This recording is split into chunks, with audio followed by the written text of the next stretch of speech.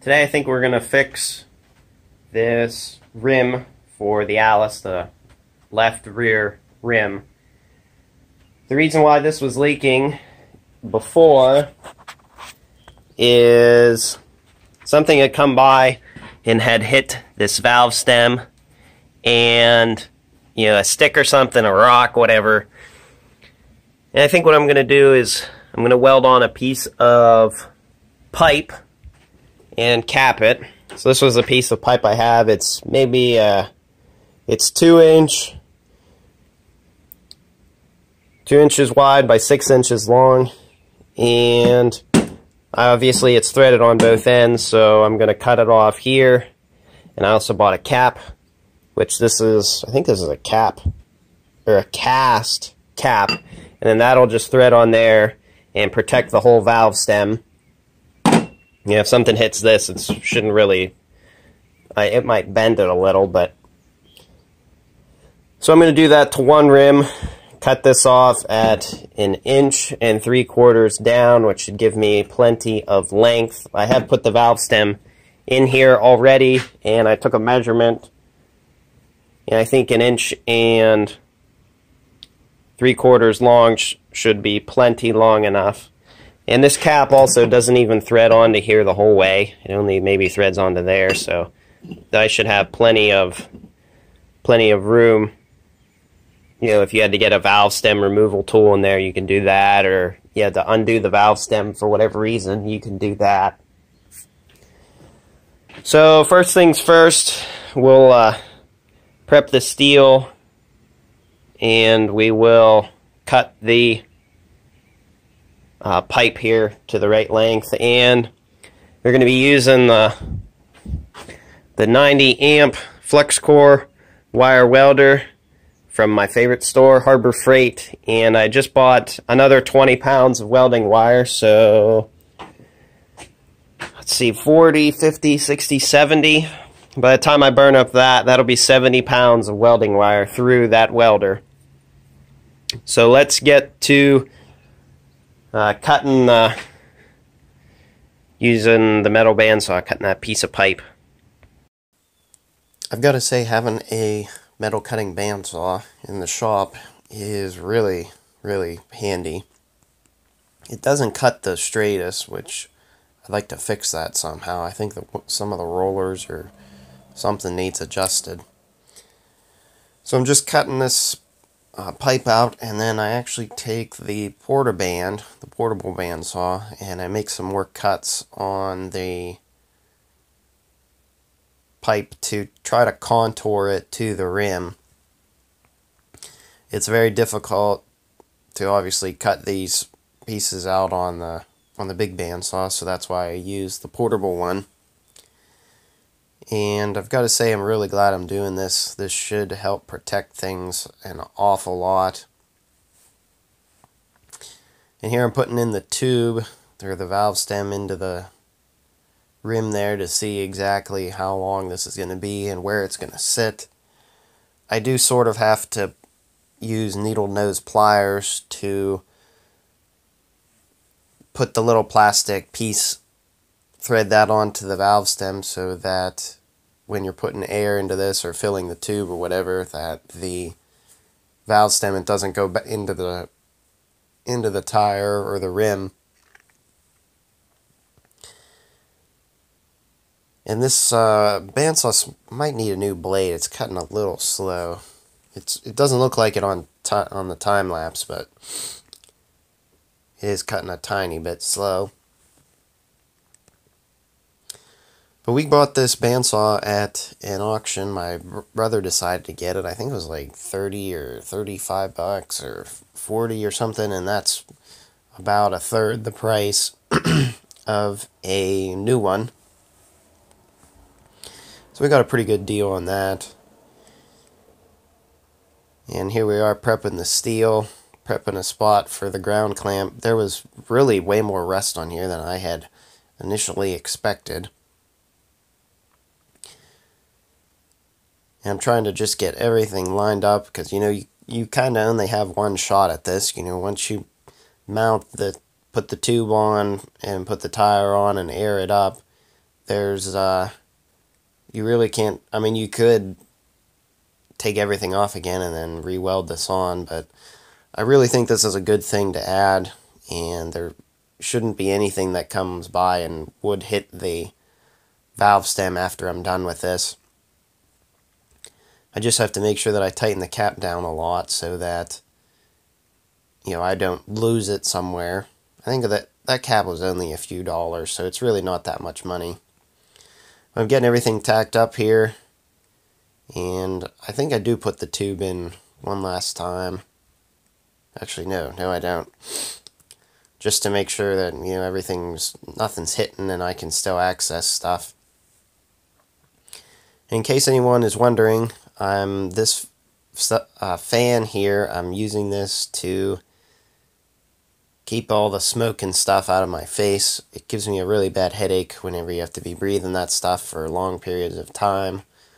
And that's why I do that. Every time I do a welding videos, at least one person says, "Oh, you don't need this fan." And yes, I do need the fan to keep all the smoke out of my face. Flux core, you can weld in the wind. MIG, you really can't. And TIG, you can't. Because the wind will blow away your shielding gas, and with flux core, that's really not an issue. And even with the fan in there, I really don't get any porosity. I don't have any problems whatsoever, so the fan for me and my needs is a must. Now, I just welded on the outside of this. I did not do the inside, and you see me over there with the caulking gun. That is for seam sealer because some of the gaps were bigger than what I could weld. I guess I'll talk a little bit about what I did here. So this was around the valve stem that something came by and hit this, and that's why this entire rim looks as bad as it does. The other rim is almost like, I wouldn't say it's brand new, but it's approaching that. And also having this tire filled with calcium in the tube, that's why the inside looks better than the outside. So something had come by and hit the valve stem, and it was leaking sort of bad. It was leaking all over the place, and I'm just trying to make this rim last as long as possible. So what I came up with here is a piece of pipe. They called it a nipple, and I obviously put a cap on it. So the valve stem will go in here, and yes, I can still get my fingers in there with the valve stem to undo the valve, like to put in, I'm going to put windshield washer fluid in these, and I can tighten that up. There's a little plastic ring that goes around the base here to keep the valve stem up into the rim so you know it doesn't poke through. So I can operate that. I can operate the other valve to run the, to load the tires up, and then I can also unscrew the valve itself to, if I wanted to drain air out of this thing really quick, I can still get my little tool around here, put that in there and turn. So hopefully this will work. I don't see why it wouldn't. But then whenever I'm done messing around with this thing, obviously this entire thing will get painted. I'm not going to paint the threads. I'm probably actually going to put some grease on there. And then I will, whenever I'm done, screw that on, tighten it up, and voila, we're done. So part of me thinks, every tractor sold or whatever, every tractor should have one of these things on here to protect the valve stem. But obviously this one didn't, and that's why this thing looks like. So here we are, going to prime this rim. I'm priming the entire thing, inside and out, the center, the inside of the center, as much as I can possibly prime.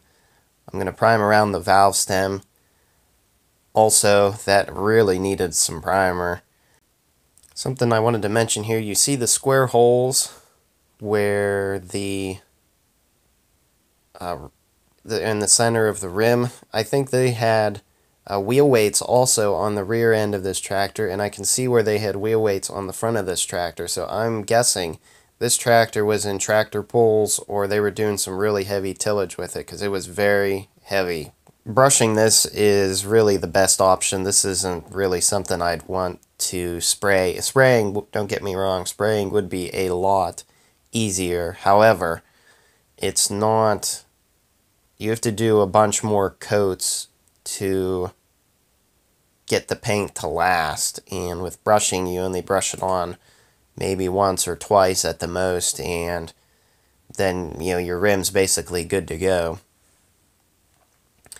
So I'm looking online to buy some Allis-Chalmers paint, and I'm not entirely sure where to get it. Rust-Oleum makes some, but it just says orange, and it doesn't say like Allis-Chalmers orange, so I'm probably not going to do that. I don't know how close the colors are. But Rural King near me sells some, they have all sorts of tractor paint. They have Ford Red, Ford Blue, Ford Gray, Massey Ferguson Red, John Deere Green, John Deere Yellow. So they do have Allis-Chalmers paint, but I would rather stick to, their brand is not a name brand that I'm familiar with, and I've had really good luck with Rust-Oleum in years past, so I kind of want to stick to Rust-Oleum because it's something I'm familiar with, and I've used it many, many, many times, and it's really great paint for what you pay for it. So it's probably a good thing that that center part of the rim there, that you bolt it to the tractor. I'm kind of glad now that that came off with it, because that needed primed also, and it's really, I'm really glad I'm doing this. It's going to make this rim last a long time, hopefully, and I shouldn't have to do anything to this rim for the rest of my life, so this is kind of a one-time deal thing. But I would love to have sandblasted this, but I don't have a sandblaster, and you could actually, what I would rather do is wet blast this rim, you actually use a pressure washer, and it's got like a hose. You can buy it online. It's only like $60, which is really that's exactly what I would want. It doesn't heat things up, and you don't have to wear a respirator and stuff to use it, because it's wet, and obviously there's water involved, so there's no dust whatsoever.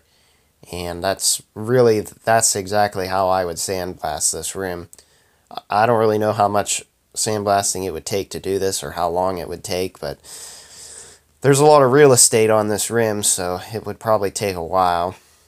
And I'm also painting where the tube goes. I noticed the part of the rim that the valve stem is on, the whole way around it, was all rusty, and the other side, the side that's touching the sawhorses right now, that really wasn't rusty at all.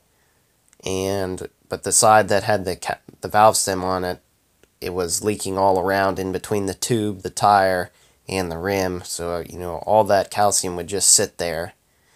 And I figured out what I'm going to do with the calcium. I'm going to use it for a weed killer in the driveway. I spilled some on the ground, and it kills the grass really, really good. The next day I went out there, it was all dead. So that's what we'll use it for.